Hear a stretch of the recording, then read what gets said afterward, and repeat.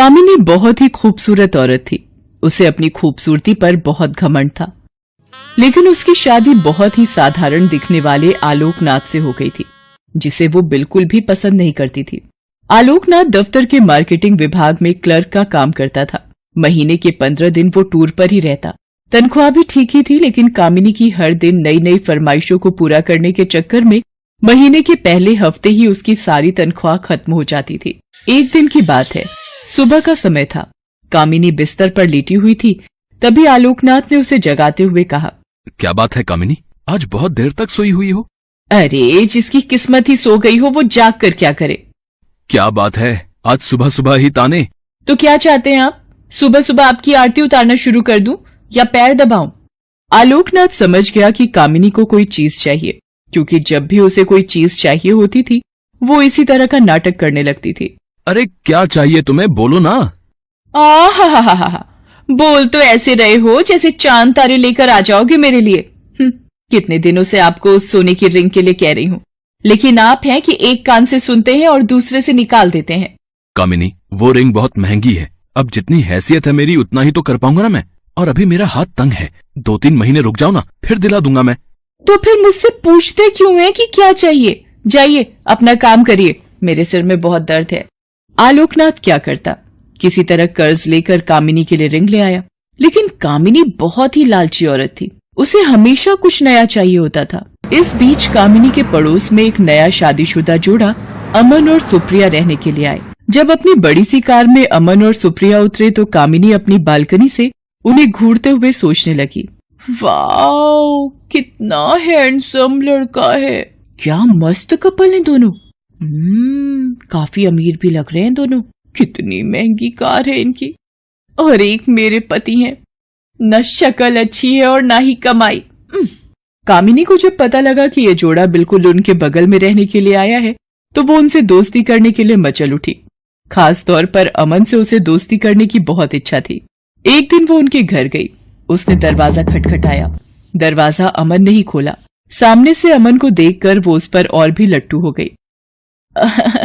जी वो मैं आपके पड़ोस में रहती हूँ, थोड़ी चीनी चाहिए थी मुझे।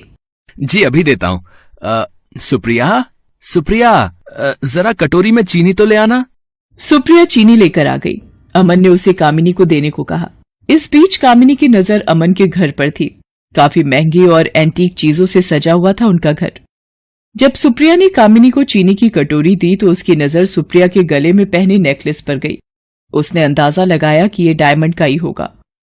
सुप्रिया और अमन दोनों ने कामिनी को घर के अंदर आने को कहा तो उसने कहा कि फिर किसी दिन आऊंगी। कामिनी जब चीनी की कटोरी लेकर अपने घर गई तो आलोकनाथ की नजर उस पर गई। अरे घर में तो इतनी सारी चीनी पड़ी है, फिर तुम ये पड़ोस से मांग कर क्यों ले आई? ये बात आपकी समझ में आ जाती तो आप अपने ऑफिस में क्लर्क नहीं होते। धीरे धीरे कामिनी अमन और सुप्रिया से दोस्ती बढ़ाने लगी। जल्द ही वो उनका विश्वास जीतने में कामयाब हो गई। कभी कभी सुप्रिया किसी काम से बाहर गई होती तो वो सुप्रिया की गैर हाजिरी में भी अमन के पास चली जाती और उससे घंटों बातें करती। अरे बस करिए भाभी, आप तो हंसा हंसा कर जान ही ले लेंगी। अरे ऐसा मत कहिए अमन, आपकी जान हमें बहुत कीमती है। हम तो आपके लिए अपनी जान भी दे सकते हैं। एक बार बोलिए तो। अब ये आप क्या कह रही हैं? अरे आप तो सीरियस ही हो गए। अब आपकी भाभी को आपसे मजाक करने का भी अधिकार नहीं है क्या? इनडायरेक्टली वो अमन को कई तरह के इशारे भी करती और उसे अपने झूठे प्रेम जाल में फंसाने की कोशिश भी करती, क्योंकि उसे पता था कि अमन बहुत ही अमीर है और वो उसकी सारी ख्वाहिशों को पूरा कर सकता है। लेकिन अमन अपनी पत्नी से बहुत प्यार करता था, इसीलिए वो कामिनी की उन हरकतों का कोई जवाब नहीं देता था। एक दिन की बात है, कामिनी अमन और सुप्रिया से मिलने उनके घर आई। अरे आइए आइए भाभी, हम आपकी बातें कर रहे थे। मेरी बात? अरे ये अमन तो हमेशा आपकी बात करता रहता है। अच्छा क्या कहता है अमन? यही कि आप बहुत अच्छी हैं, कितनी मजेदार बातें करती हैं। आपके जैसे पड़ोसी मिलना तो आजकल के समय में बहुत ही मुश्किल है। सुप्रिया के मुंह से अपने लिए अच्छी अच्छी बातें सुनकर कामिनी मन ही मन बहुत खुश हो रही थी और उसे लग रहा था कि एक न एक दिन तीर निशाने पर लग ही जाएगा। इस बीच सुप्रिया के भाई की शादी तय हो गई। उसके मायके वाले उसे बार बार बुला रहे थे। इसलिए सुप्रिया को शादी के 20 दिन पहले ही जाना पड़ा। अमन को इतनी लंबी छुट्टी नहीं मिलती, इसलिए उसने शादी के कुछ दिन पहले जाने का तय किया था। इधर कामिनी को जब पता लगा कि सुप्रिया 20 दिनों के लिए अपने मायके जा रही है, तो उसने मन ही मन एक प्लान बनाया। यही सही मौका है अमन को फंसाने का। आलोक भी बाहर है और सुप्रिया भी अपने मायके गई हुई है। सुप्रिया को मायके गए हुए अभी 2 ही दिन हुए थे। रात को 9 बजे कामिनी ने अमन के घर का दरवाजा खटखटाया। अमन ने जरा देर से दरवाजा खोला। क्या बात है अमन, बहुत देर कर दी दरवाजा खोलने में? अरे भाभी, वो किचन में रोटियां बना रहा था। आपको तो पता है ना, मुझे बाहर का खाना बिल्कुल पसंद नहीं है। अरे तो मुझे कह दिया होता, मैं बना देती। लगता है आप मुझे पराया समझते हैं। अरे नहीं नहीं भाभी, ऐसी बात नहीं है। मुझे खाना बनाना अच्छा लगता है। लेकिन मुझे ये अच्छा नहीं लगता कि मेरे रहते हुए आप किचन में खाना बनाएं। कामिनी भले ही अपने घर में कम ही खाना बनाती थी, लेकिन यहाँ तो उसका मकसद कुछ और था। वो किचन में गई और उसके लिए फटाफट खाना बनाने लगी, और न सिर्फ खाना बनाया, अमन को खिलाया भी। अब तो कामिनी सुबह शाम उसके घर आती और उसका खाना बनाती। अमन को कामिनी का ये स्वभाव बहुत अच्छा लगा। कामिनी भाभी, मैं आपको क्या कहूँ, सच में आप मेरी बहुत मदद कर रही हैं। नहीं तो खाना बनाना और ऑफिस भी संभालना सच में बहुत मुश्किल काम है। एक दिन की बात है, कामिनी सुबह सुबह अमन के घर आई। अमन को लगा कि हर दिन की तरह वो खाना बनाने आई होंगी, लेकिन हर दिन वो 8 बजे के बाद आती थी, लेकिन आज तो 7 ही बज रहे थे। अरे अमन, वो क्या है ना कि आज मेरा शावर खराब हो गया है। बुरा ना मानो तो मैं आज तुम्हारे बाथरूम में नहा लूं। अमन ने हामी भर दी। इधर कामिनी तो किसी और फिराक में थी। उसने अमन के बाथरूम में कैमरा छुपाया और उसमें ऑटोमेटिक क्लिक बटन ऑन कर दिया। थोड़ी देर बाद वो जोर से चिल्लाई। अमन डर गया कि आखिर क्या हो गया। वो भागा भागा बाथरूम के पास गया। उसे देखकर कामिनी अचानक से उससे लिपट गई और उसे जोर से पकड़ लिया। अमन को समझ नहीं आ रहा था कि आखिर हुआ क्या है। इधर कैमरा अपना काम कर रहा था। कामिनी बहुत देर तक जब उससे लिपटी रही तो अमन को भी अब अच्छा लगने लगा था, लेकिन अचानक अमन को लगा कि उससे गलती हो रही है, इसलिए उसने उसे झटके से हटाया।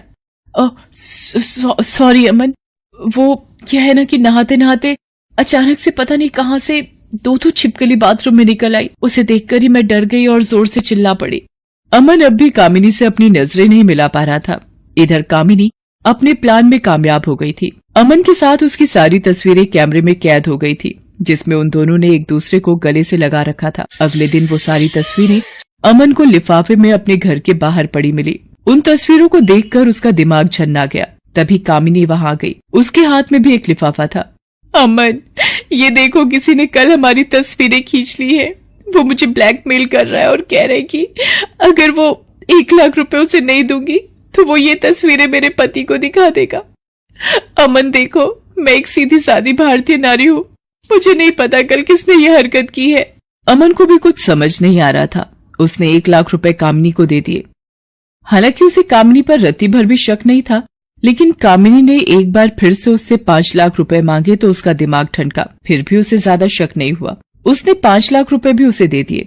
लेकिन जब अमन सुप्रिया के पास जाने की तैयारी कर रहा था तो कामिनी ने फिर से उससे 2 लाख रुपए मांगे।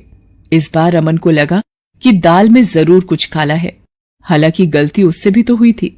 अमन ने बहुत सोचा और उसने सुप्रिया से माफी मांगते हुए उसे सारी बातें बता दी। सुप्रिया उसी समय अपने मायके से अमन के पास लौट आई। उस दिन कामिनी जब शाम को 2 लाख रुपए लेने आई तो उसने सुप्रिया को देखा तो उसका चेहरा उतर गया।